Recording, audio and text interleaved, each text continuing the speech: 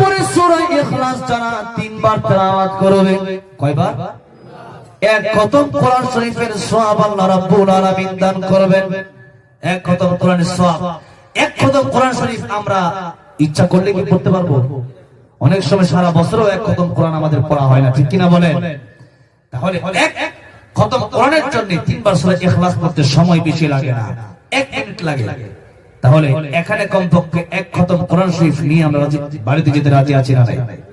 সবাই পড়েন বিসমিল্লাহির রহমানির রহিম। قل هو الله أحد الله الصمد لم يلد ولم يولد ولم يكن له كفوا أحد 10 বার হইছে। আবার পড়েন বিসমিল্লাহির রহমানির রহিম। قل هو الله أحد الله الصمد لم يلد ولم يولد ولم يكن له